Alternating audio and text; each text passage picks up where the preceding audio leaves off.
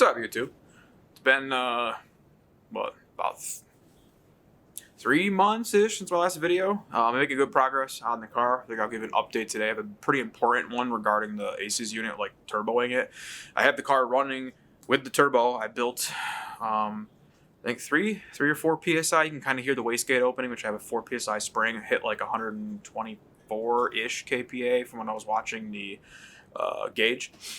Yeah, I've got some updates in the shop and stuff too, so I figure, well, you know, come along, I'll kind of show you what I'm up to. It's been really hard to record in here, so I apologize for that. I work in, like, I can kind of see, you can't see too much, huh? But it's dark and it's windy and it is very cold. I don't have any heat in here and there's no insulation on the walls, so I think I was welding up my exhaust system and it was like, I don't know, 10 degrees in here. I have a salamander going, and then I have my propane heater, and I have an electric heater, and it barely got above freezing in here, so it's been hard to record. Anyway, enough excuses. Let's get to the video. So I figured I'd just give a quick update of this, and I'll get into the meat and the bones of the video. This is my welding setup. You can see it kind of. Let's see if I can keep you in focus and bring that piece over here. I've been practicing quite a bit with my TIG welding.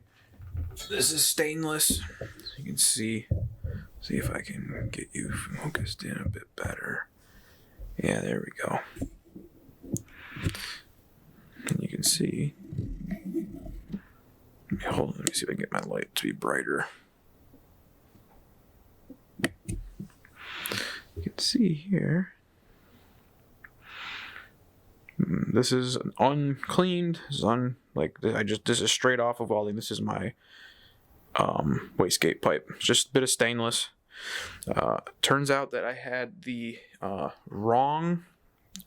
gas was bad. So I've been practicing on bad argon since I got it, and I got a new tank of it. And I've gotten much better. I'll show some progress videos probably now. Here it is, cleaned up.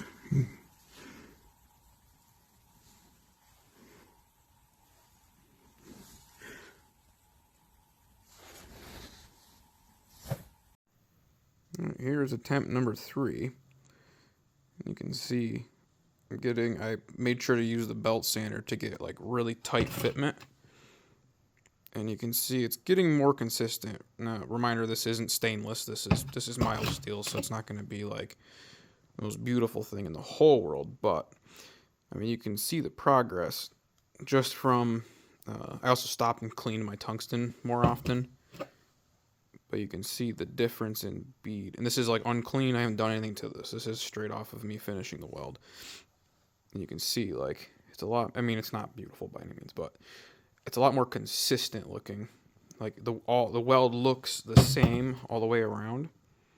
So making progress.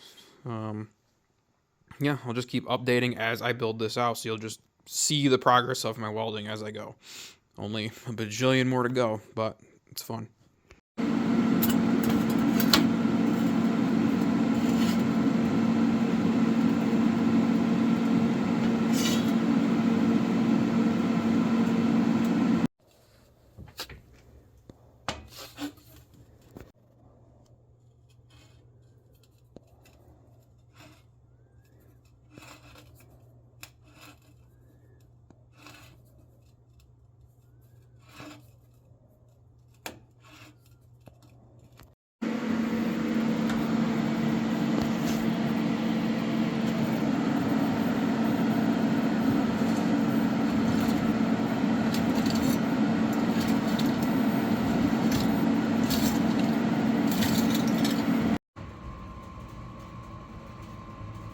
Or whenever of them, but from like when I swapped gas from the bad gas to the new gas. But yeah, that's my stainless stuff getting pretty decent.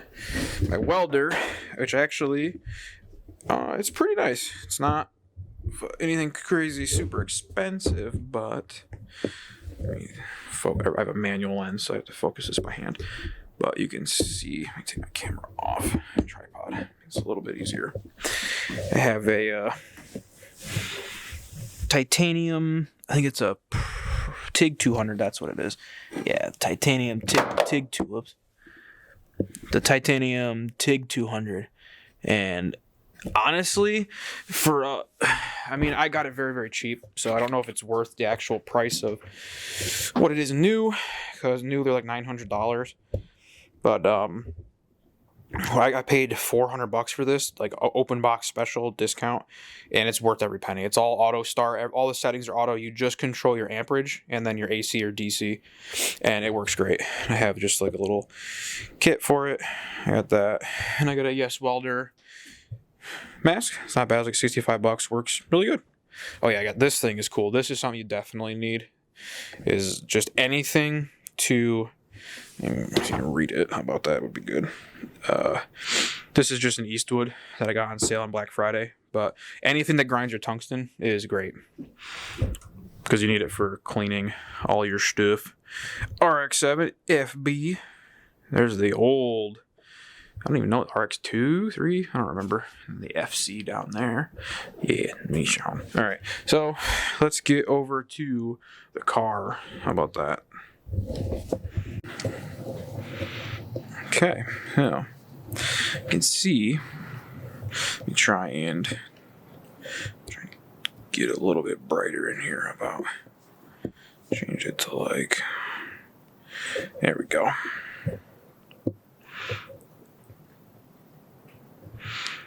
All right. So now that I'm all set up with lighting and stuff. So what I have here is the turbo setup. This right here, that guy, I designed and 3D printed that out of ASA on my Bamboo Lab printer, and it actually mounts the blow-off valve right there. I'm gonna have to just adjust it a little. I'm gonna have to make a new one just because the hood won't close, but this was just to test it, to actually see if it holds, and it is absolutely perfect.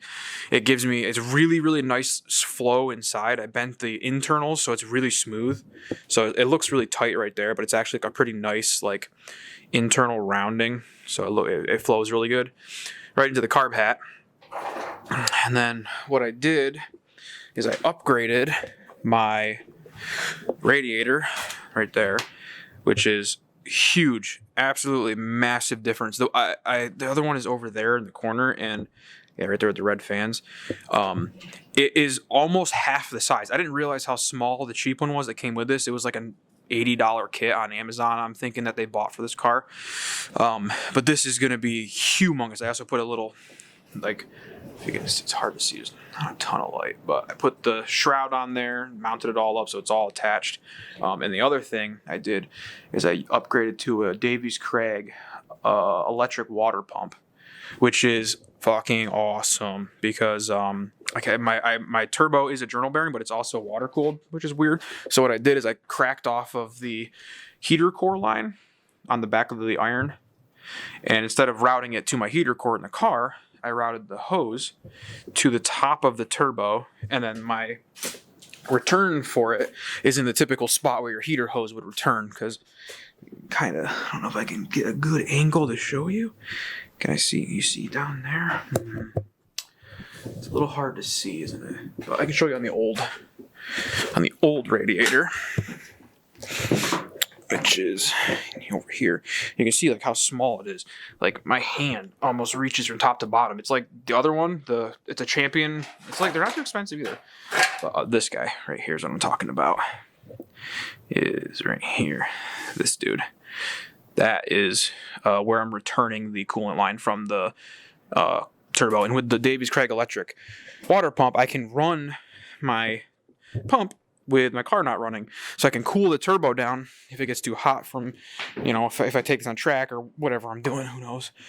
But I have my exhaust. You can see my downpipe. You can see right here, these are welds where I had bad gas. And I actually got a decent welds, all things considered. Can't really see too well. They're deeper down in there, but yeah, can't show you too much. But I'll show you some video of some of the stuff that I have in my exhaust. Can you see in there? Oh yeah, there you go. There's a little bit, but you can see kind of in there where my welds are much, much cleaner. But I did full 3-inch exhaust all the way back with a 3-inch V-band on the back of this. If I can get you in focus, yeah. V-band. The wastegate it's really hard to find a 50 mil. I found a 50 mil wastegate. It's called Granatelli Motorsports in California, and they make them. And this is has a 4 and a 10 psi spring in it, so you can do 4, 14, or 10. And I figured anything under 5 would be safe for how my engine's built, so I got that. That's a 50 millimeter. And then what I did is I got an SDR turbo intake or turbo manifold, and then I got two 90-degree T4 to V-band, and I cut one of the V-bands off. You can kind of see it right there. I cut one of the V-bands off of the, because they were both male V-bands, because they aren't meant to be like V-banded together. But I cut one off and welded on a new V-band so that it was a female to male, and then I can adjust the actual angle of this turbo, because there's no way to fit a turbo in a 12A with the Holley manifold intake. You need to, I don't know, I wasn't able to find any that worked for it. So you need to come off because the turbo housing hits it. I mean, you could probably go with a smaller turbo then, but this is the turbo I got, and this is the one I could find that I thought was a reasonable price and sized appropriately for what I need. So that's what you have to do. But the big thing is, do not turbo. Well, I'm gonna actually set you up. Where is my... One sec, I'm going to set you guys up on a tripod. Okay, so now I have you guys set up here so I can talk to the camera, actually. Let me make sure I'm in focus. Don't you guys love the production quality? Yeah, so don't turbo the kill shot units. I can't speak about the other ones. I'm assuming it's the same thing, though. As soon as I hit like around 115 kPa, so like probably 1.5 pounds of boost-ish, somewhere in that range, I started pissing fuel out of the throttle linkage and like the TPS. I don't know if it was the TPS insert or if it was like below it, but it was somewhere. Boy, it's windy. It started pissing vaporized fuel out of it. I didn't realize it. I thought I had like an oil leak, or if there was just like liquid like coming out of my exhaust from not having tightened up, like I had a heat cycle and tighten the V-bands and everything so it would like seal 100%. But no, as I ran it, and there's a video, I'll try and link the video now so you can see the shimmering of the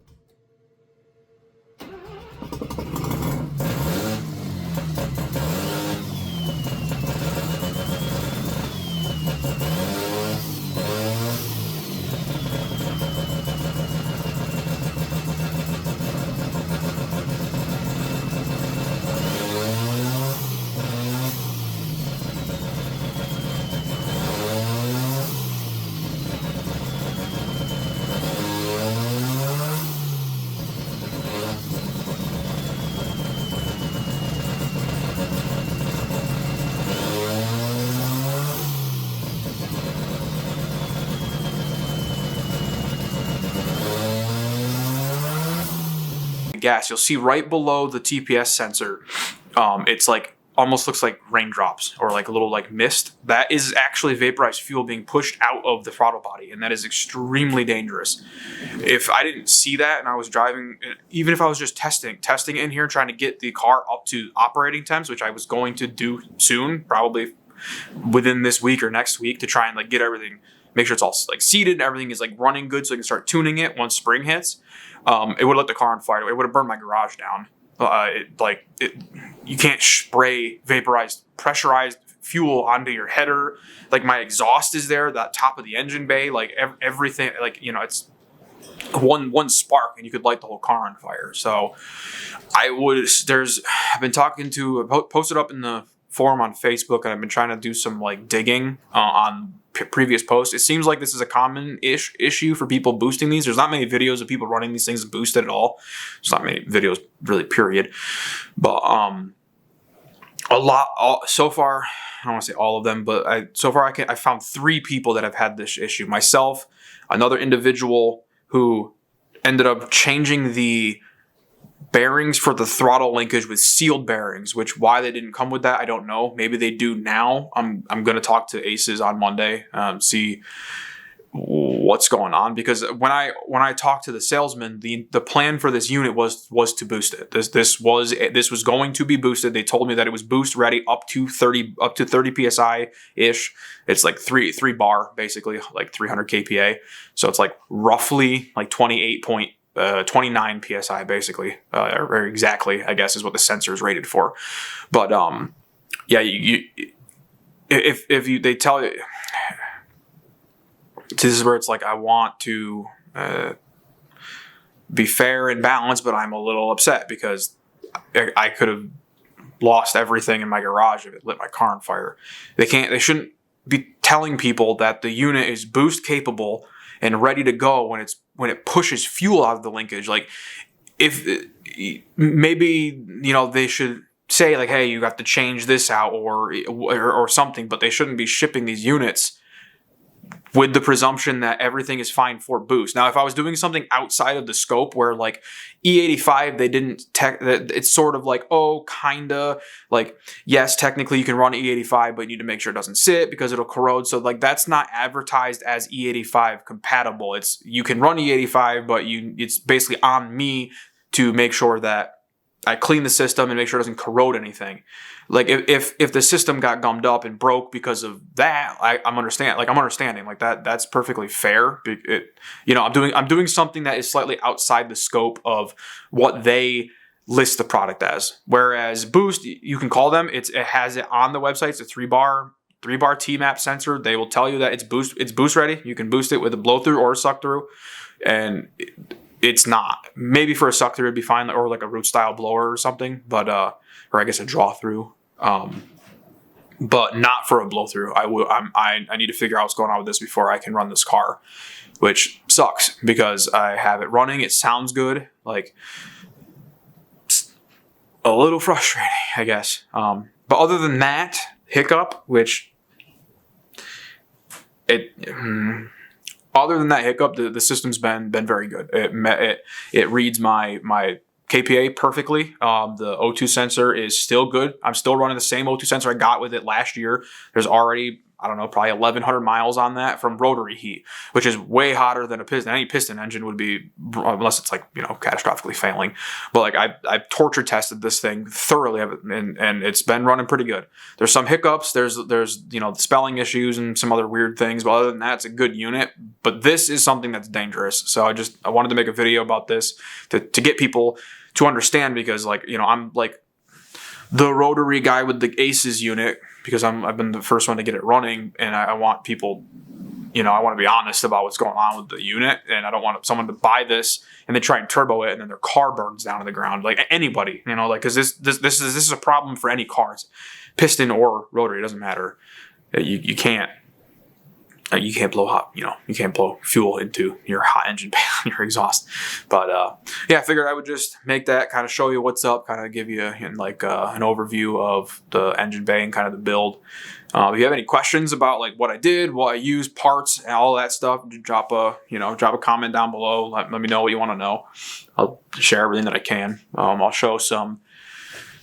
If I have any, I tried recording some stuff. My camera kept dying because it was so cold. I'll try and put some like B-roll in for welding and show you some of the welding progress. I'll show some footage of the car actually running, so you can hear the boost, you can hear it build boost, you can hear it hit that 4 psi-ish when the wastegate starts to open. You hear the blow off, all that stuff. So yeah, maybe I probably shouldn't run it, but yeah, I'll give you a pan around of the shop so you can see it's getting cleaner. I'm kind of picking it up slowly but surely. Let me put the camera around.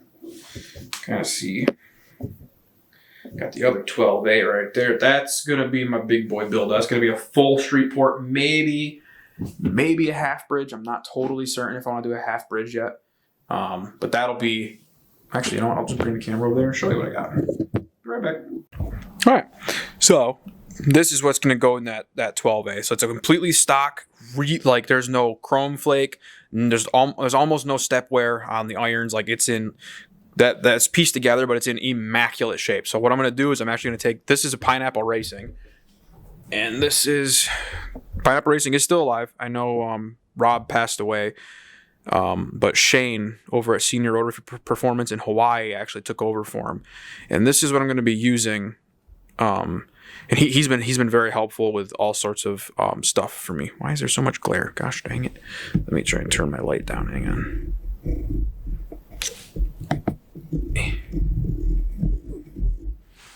Okay, there we go. It's a little better. So it's a 12A 13B large street port version 2. I might do a half bridge just because I like the chop, but with the turbo you can't really hear it anyway.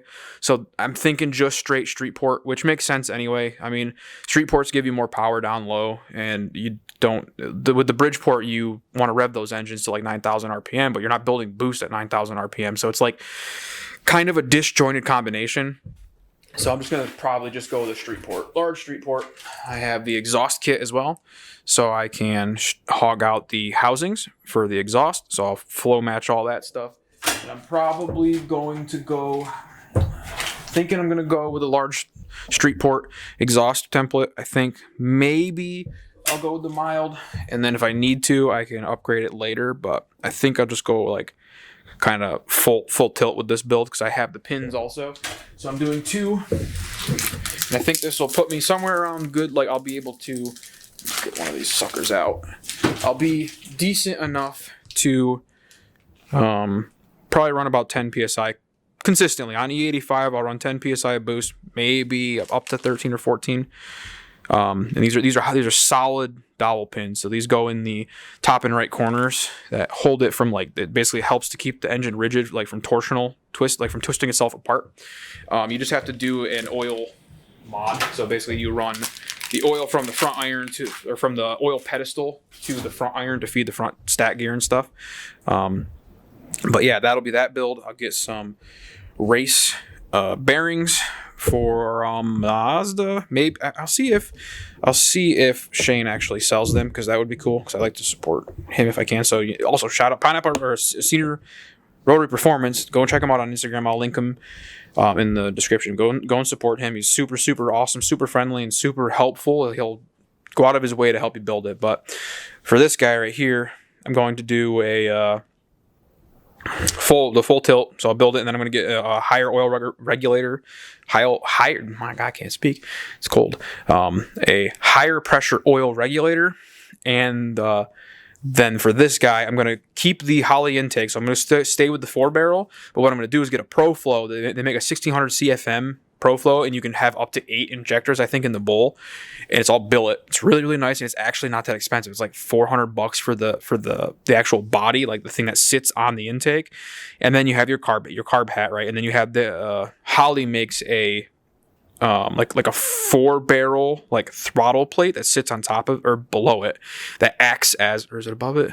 I don't remember. I'll link some pictures, but basically I'm going to copy what I have in the Mazda right now, but it'll be like full standalone on Haltech, and it'll be all billet. It's really nice, and it'll actually probably end up being roughly the same. Well, not the Haltech, but to get the whole like kit set up with the fuel injectors and all that stuff, it'll probably be roughly the same price as that kit, and that will be set. I could run. I mean, I don't think I'd ever run out of like flow from that head or from that bowl, and from the injectors I can put in there. I can put 8 1600 or 2298 injectors. You know, like the sky's the limit. My fuel system's good for about, currently I think, 350 horsepower on E85.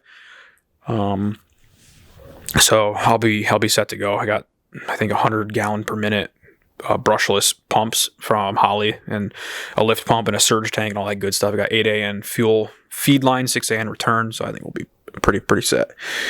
But I suppose, let me turn this around so I'm not talking behind your ears. All right, now you can see me. Yeah, so where was I? I lost my train of thought. Well, anyway, whatever. Yeah, I'll be updating more videos as soon as the weather gets better, like probably like late March, early April. We're going to be doing Lebanon, drifting, hopefully, what is the other one? Thompson down in Connecticut. do some like toge style stuff. I want to build a diffuser and a lip for this thing because there is no under tray, so it's kind of losing out on some efficiency for the heating. I want to do track days with it, and then I'll keep recording, building like exhaust and like TIG welding and stuff. So yeah. Thanks for watching. Shoot me some questions or whatever. Maybe my next video I'll do like an update on like how it's been in 1945 and all that stuff. So yeah, peace.